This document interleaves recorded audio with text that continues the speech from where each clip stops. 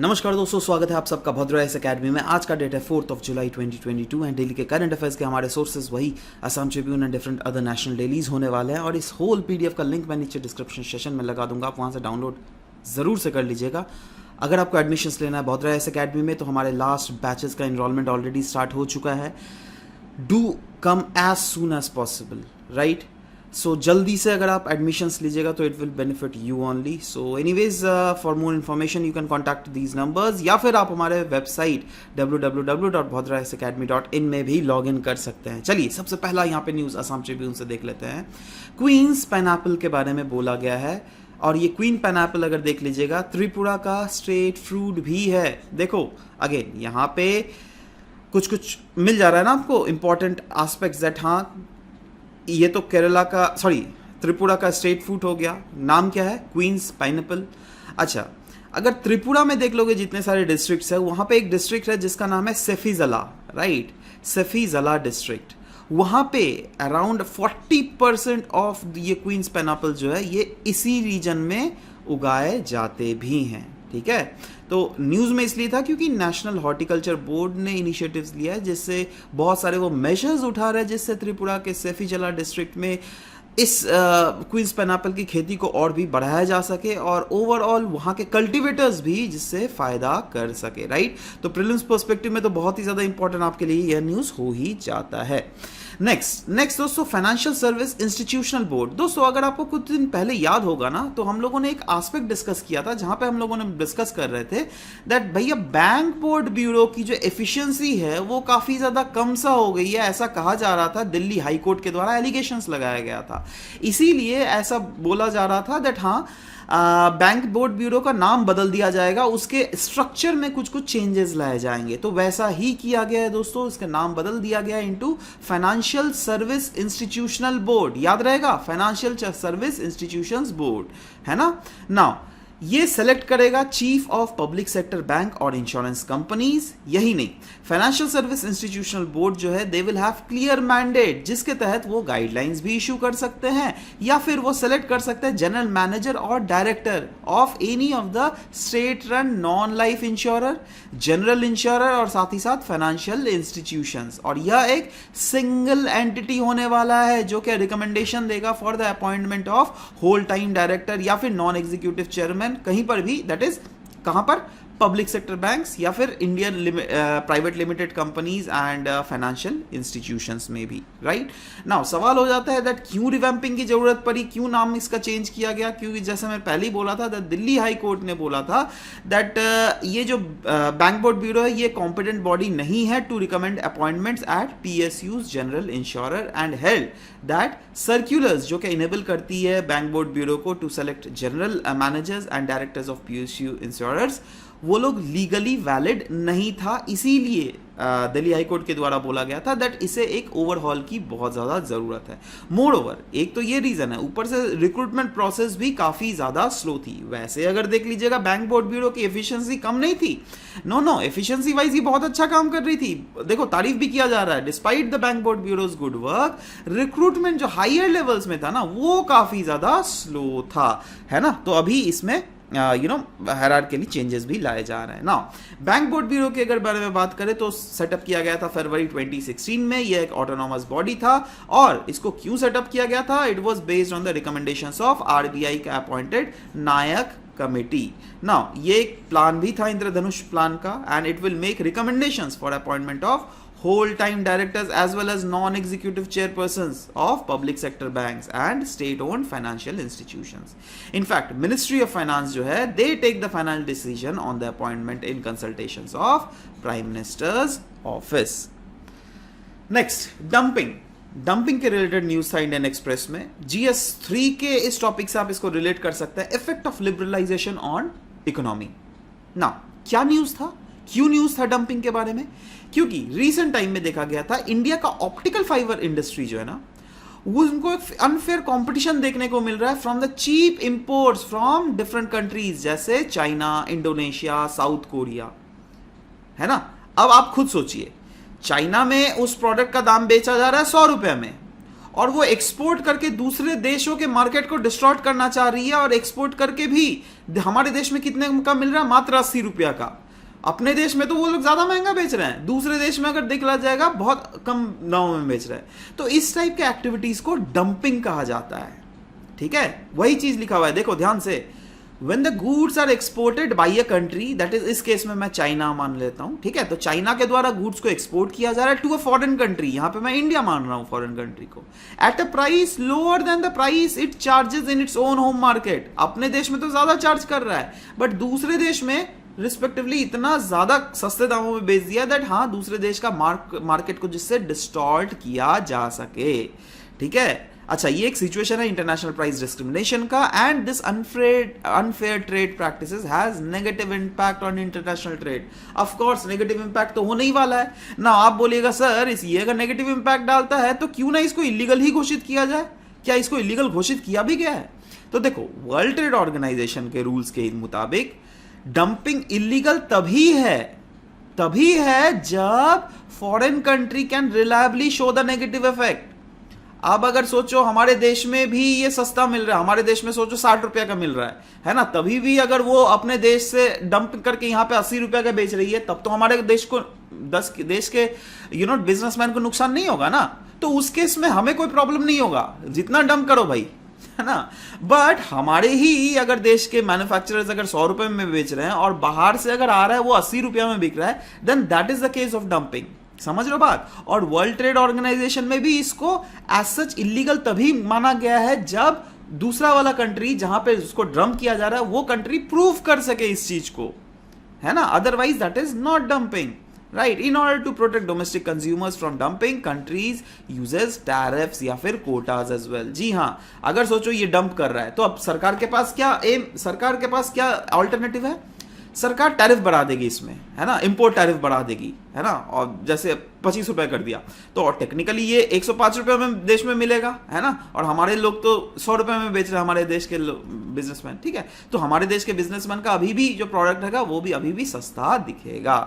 समझ रहे हो बात ना। वही चीज लिखा हुआ है एंटी डंपिंग ड्यूटी क्या होता है? ये एक प्रोटेक्शनिस्ट टैरिफ होता है जो कि डोमेस्टिक गवर्नमेंट के द्वारा लगाया जाता है ऑन एनी फॉरेन प्रोडक्ट जिसका प्राइस लोअर है as compare to the normally charge in its home market.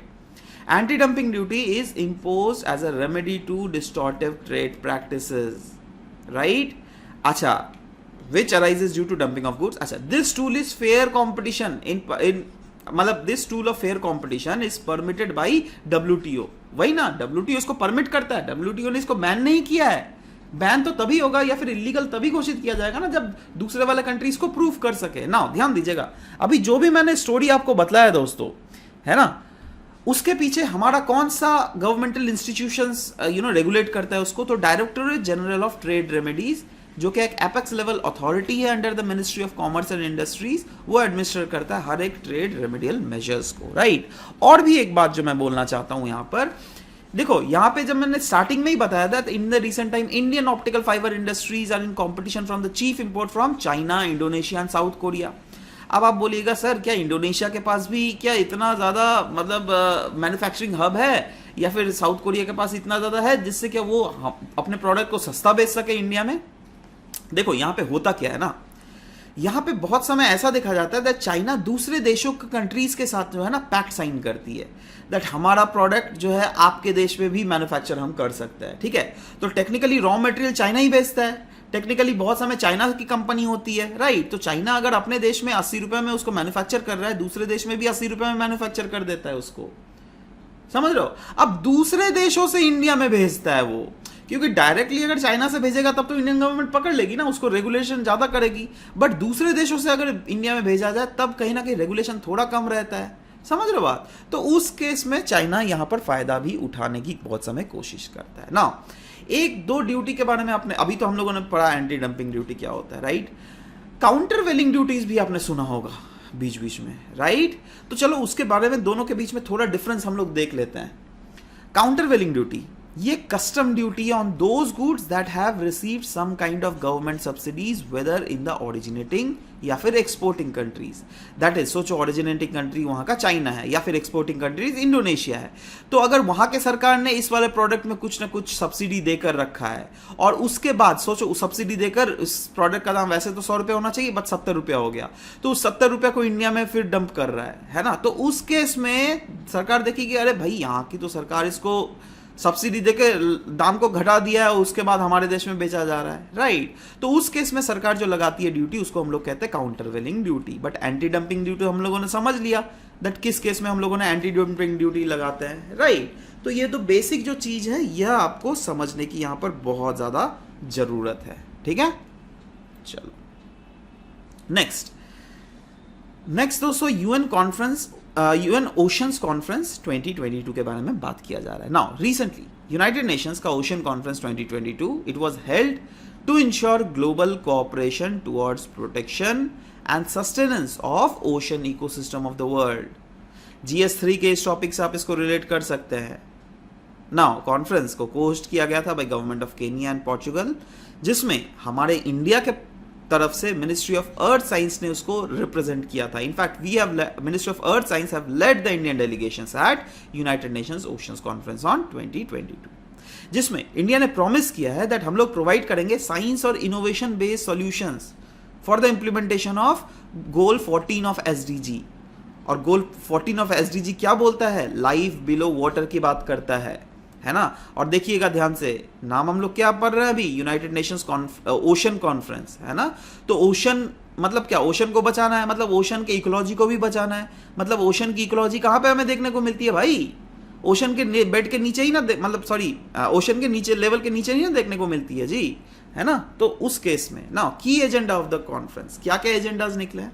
पहले तो moratorium on deep sea mining के बारे में बात की जा रही है। कहा गया है दैट डीप सी माइनिंग जो होता है रेयर मेटल्स का, that is needed for a boom electric vehicle battery construction. क्योंकि देखो डीप सी माइनिंग से बहुत सारे ऐसे रेयर मटेरियल्स हम लोग एक्सट्रैक्ट कर सकते हैं, और सो उस रेयर मटेरियल से फर्दर अभी जो ईवी का जो दौर चला है, इलेक्ट्रिक व्हीकल्स का दौर, तो उनके बैटरीज को बहुत इजी तरीके से कंस्ट्रक्ट किया जा सकता है, right. The digging and gouging of ocean floors by machine can alter or destroy the deep sea habitats as well. ये बात जरूर की गई है डीप सी माइनिंग की, but at the same time ये भी बोला गया है, कंसर्न जाहिर किया गया है दैट देखो भाई, ओशन फ्लोर में अगर हम लोग डिगिंग करते हैं तो इससे बहुत एक खतरा भी हमें मंडरा सकता है from the destroying of deep sea habitat. तो दोनों को हमें मद्देनजर देखते हुए ही काम करना पड़ेगा। कार्बन सिक्वेस्ट्रेशन के बारे में बोला गया है यहाँ पर, दैट कार्बन सिक्वेस्ट्रेशन में ज्यादा फोकस दिया गया है, क्योंकि देखो आने वाले समय में कार्बन का जो एमिशन है वो दुनिया में बढ़ने ही वाला है, ये तो गारंटी है, राइट। क्यों? क्योंकि दुनिया डेवलप कर रही है भाई, है ना। Developing countries, under developing countries जो है ये और भी हायरार्कीज में और भी ऊपर जा रही है, राइट। तो ये लोग तो डेवलप करती रहेंगी, डेवलपमेंटल एक्टिविटीज को रोकेगी नहीं, राइट। तो डेवलपमेंटल एक्टिविटीज होगा तो कार्बन एमिशंस भी होगा। बट सवाल क्या होता है, हमारा एम क्या है, 2050 तक जो है दुनिया भर में ओवरऑल कार्बन एमिशंस को नेट जीरो कार्बन एमिशन कर देना। नेट जीरो कार्बन एमिशन मतलब जितना कार्बन निकल रहा है और जितना कार्बन सिक्वेस्ट्रेशन हो रहा है, वो जो लेवल है ना वो सेम हो जाना चाहिए। तो वही चीज यहां पर बोला गया है, the focus should be on carbon sequestration to boost the oceans capacity to soak the CO2। और इसके लिए हमें इन्हांस करना पड़ेगा नेचुरल सिंक्स को, जैसे हमें मैंग्रोव्स ज़्यादा से ज़्यादा सेटअप करनी पड़ेगी, जियो इंजीनियरिंग करना पड़ेगा। जियो इंजीनियरिंग मतलब क्या? जैसे सोचो, अगर सोचो से for example seaweeds, right. Seaweeds की खेती हम लोग ज़्यादा करें, है ना, इंटेंशनली उनके प्रोडक्टिविटी को इतना ज़्यादा बढ़ा दे जिससे जो कार्बन का जो सक करते हैं वो लोग, वो ज़्यादा से ज़्यादा हो सके, समझ लो, इस टाइप की एक्टिविटीज़। यही नहीं, ब्लू डील की भी बात की गई है इसमें। Blue deal was promoted to enable the sustainable use of ocean resources for economic growth, जो क्या इंक्लूड करता है ग्लोबल ट्रेड, इन्वेस्टमेंट, इनोवेशंस, जिससे क्रिएट किया जा सकता है एक सस्टेनेबल और रेजिलिएंट ओशन इकोनॉमी। और फोकस क्या होने वाला है? फोकस होने वाला है on blue food to ensure marine harvest from all the sources are sustainable as well as socially responsible. Next is high seas are unregulated. जी हाँ, ये बहुत बड़ा फैक्ट है जो कि हमें देख पड़ रहा है, दैट दुनिया भर में अराउंड 70% हमें पता है अर्थ सरफेस जो है that is being covered by oceans. और ये ओशंस जो है लाइवलीहुड प्रोवाइड करता है billions and billions of people को, राइट। और बहुत एक लार्जर सेक्शन ऑफ ओशंस तो अनरेगुलेटेड है, राइट। अनरेगुलेटेड मतलब कोई किसी का रेगुलेशन नहीं है। मतलब चाइना जैसे देश पता है क्या करते हैं इन टाइप के रीजन्स को? चाइना को तो कुछ पड़ा ही नहीं हुआ है ना। बोलता है ना दैट सबका रिस्पॉन्सिबिलिटी, किसी का रिस्पॉन्सिबिलिटी नहीं होता है ना। तो वही उसी आइडियोलॉजी से चाइना भी चलता है। देखो अल्टीमेटली वर्ल्ड ओशन का रक्षा करना सबका जिम्मेदारी है, तो चाइना सोचता है छोड़ ना, सबका जिम्मेदारी है ना, खुद तो एक्सट्रैक्ट करते रहो ना, जब तक एक्सट्रैक्ट कर सकते कर लो, बाद बाकी देखा जाएगा, है ना। चाइना का ये इंटेंशन है। There is a threat to ocean. Threat to the ocean include global warming, pollution, acidification, marine heat waves. ये सब कुछ ऐसे रीजन्स हैं जो कि अनडाउटेडली ओशंस को थ्रेट ही पहुंचा रहे हैं, जो कि हमें आने वाले समय में रेगुलेट करने की बहुत ज़्यादा ज़रूरत हो सकती है। नेक्स्ट द हिंदू का ये न्यूज़ है दोस्तों, काई चटनी के बारे में बोला गया है ना। ये काई चटनी है क्या? देखो एक्चुअली न्यूज़ में इसलिए ना क्योंकि इसको जीआई टैग देने की बात की जा रही है। उड़ीसा के मयूरभांज नाम का एक डिस्ट्रिक्ट है उड़ीसा में, वहाँ पे ये काफ़ी ज़्यादा फेमस है। एक्चुअली वहाँ के जो ट्राइबल पॉपुलेशन है ना, वो इस डिश को बहुत ज़्यादा चाव से खाती है। जी हाँ, ये चीटी होता नहीं है, एंट का बना हुआ रहता है। जी हाँ, इसलिए इसको एंट चटनी भी बोलते हैं। आप समोसे के साथ चटनी खाते हो ना, तो वो तो नॉर्मल दूसरा चटनी होता है, बट यहाँ पे एक अलग सा ही चटनी बनाया जाता है जो क्या चीटियों का बनाया जाता है। और वो पता है कौन सा चीटी है? जो आपको काट के एकदम सुझा देती है ना, वो लाल कलर का चीटी जिससे सबको डर लगता है, उसी चीटी से आपको जाकर ये चटनी बनाया जाता है। ठीक है ना। इस चटनी के कुछ बहुत ज़्यादा क्या बोल सकते हैं हम लोग, फीचर्स या फिर उसके जो फायदे बोले जाते हैं वहाँ के ट्राइबल पॉपुलेशंस के द्वारा, दैट ये प्रोटीन रिच होता है, कैल्शियम रिच होता है, zinc, vitamin B12, iron, magnesium, potassium, sodium, copper, fibre, 18 amino acids भी मिलते हैं। और ये सब कुछ अगर रहेंगे, आप सोचो ये सब अगर खाओगे तो ऑब्वियस सा बात है आपका इम्यून सिस्टम भी बूस्ट होगा, है ना। तो आपको क्या कोई डिजीज अटैक करेगी, है ना। तो ये माना जाता है यहाँ पर। एनीवेज अभी तो जस्ट टेस्टिंग चीजें चल ही रही है ना। ट्राइब्स इन मयूरभांज कंज्यूम्स काई चटनी और सूप, इसका सूप भी बनता है ना। और ये कब खाते हैं पता है? जब फ्लू हो जाता है, ठंडी लग जाती है उनको, कॉमन कोल्ड हो जाता है, वुपिंग कफ हो जाता है, या फिर एपेटाइट प्रॉपर नहीं है उनका, है ना। ओवरऑल पता है इसको खाने से कहा जाता है आई साइट भी नेचुरली रिकवर हो जाता है। बहुत समय हम लोग शहरों में क्या होता है, लोगों को चश्मा पहनना पड़ता है, आई ड्रॉप्स देना पड़ता है, तब आई साइट्स को रिकवर करते हैं ना। बट ये सिंपली आप ये चटनी खा लो, रिकवर हो जाएगा, ऐसा कहा जाता है। जॉइंट पेन को ट्रीट करता है, स्टोमक डिजीज को ट्रीट करता है। ओवरऑल जो हेल्दी ब्रेन और नर्वस सिस्टम को भी हेल्दी बनाने में बहुत महत्वपूर्ण भूमिका रहता है इस काई चटनी का। ठीक है, देखो इस टाइप का, इस एंड से यही तो आपको काटती है तो पूरा फुला देती है ना, पूरा लाल सा हो जाता है, बहुत डर लगता है इससे, उसी का चटनी बना हुआ रहता है। ठीक है, तो एनीवे नेक्स्ट आगे बढ़ते हैं दोस्तों। द हिंदू से ये न्यूज लिया गया। आप अगर द हिंदू का पेज देख लीजिएगा, शायद पहला या दूसरा पेज में ही आपको ये दिख जाएगा, है ना। उड़ीसा की एक वुमेन है जिनके नाम पर एक जगह का फॉरेस्ट का नाम ही रख दिया गया है, सरोजनी वन, है ना। और इनका नाम भी है सरोजनी मोहंत। 42 ईयर ओल्ड वुमेन है ना। 315 रुपये का दिहाड़ी में इनको रखा गया था इस रीजन के फॉरेस्ट को देखभाल करने के लिए, राइट। और ये बिल्कुल डेनुडेड पैच था। डेनुडेड मतलब क्या होता है ना, ज्योग्राफी में हम इसको बोलते हैं कोई एक ऐसा लैंड रीजन जिसकी उपजाऊ शक्ति बिल्कुल खत्म हो गई है ना। उस रीजन को डेनुडेड कहा जाता है, समझ लो बात। और ये कहाँ था? उड़ीसा का बोनाई फॉरेस्ट डिवीजन में था। बट इन्होंने कमाल कर दिया, है ना, और मेक श्योर किया दैट जो भी ट्रीज ये उगाई उनको वाटर प्रॉपरली, वाटर रेगुलर दिया, ठीक है, जिससे क्या वो ट्रीज धीरे धीरे उगी। और इनफैक्ट ये रीजन भी है ऐसा ना जहाँ पे लैटराइट सॉइल डोमिनेट करता है। अगर आपने ज्योग्राफी पढ़ा होगा तो आपको बिल्कुल पता होगा दैट लैटराइट सॉइल की उपजाऊ शक्ति ज़्यादा नहीं होती है। तो उसकी उपजाऊ शक्ति तभी हम ज़्यादा बढ़ा सकते हैं जब उसमें या तो इरिगेशन या फिर फर्टिलाइजर्स ये सब हम लोग इंड्यूस करें तो, ठीक है। इनफैक्ट बोनाई रीजन जिसकी मैं बात कर रहा हूँ, बोनाई फॉरेस्ट डिवीजन, ये एक माइनिंग अफेक्टेड रीजन भी है ना। तो सोचो इस टाइप के रीजन में अगर आप ट्रीज को सरवाइव कर पाते हो, right, that is a huge success, है ना। और इसको मैंने इसलिए डिस्कस कर रहा हूँ, पता है क्यों? क्योंकि बहुत देखिए deforestation, this is a hot topic of whether it be UPSC, whether it be APSC, whether it be any of the state civil services you are preparing for, right? So in that case, this example could easily be used as a case study also, right? इसलिए make sure कीजिए that ये अपने note copy में आप जरूर से लिख लीजिए। चलिए आगे बढ़ते हैं। इडियट सिंड्रोम के बारे में बोला गया। Idiot, IDIOT, that is the internet derived information obstructing treatment। Now idiot syndrome है क्या? देखो हम लोग अभी क्या है ना, दैट कुछ भी अगर तबीयत खराब हो गया ना, डॉक्टर के पास तो आधे लोग जाते ही नहीं है ना, सबको यूट्यूब देखना स्टार्ट कर देते हैं या फिर गूगल करना स्टार्ट कर देता है। अब देखो तो डॉक्टर लोग क्या, मतलब वो लोग क्यों पढ़ाई लिखाई की है भाई, है ना उनकी इज्जत करो यार, जाओ वहां पे डॉक्टर को दिखाओ, उन्होंने पढ़ाई लिखाई ऐसे तो नहीं करते है ना, कुछ रीजन जरूर होता है ना। और आप देखो क्या है ना, दैट यूट्यूब में कोई कुछ भी बना के डाल सकता है, कोई रेगुलेशन नहीं है यूट्यूब का, आपको पता होना चाहिए।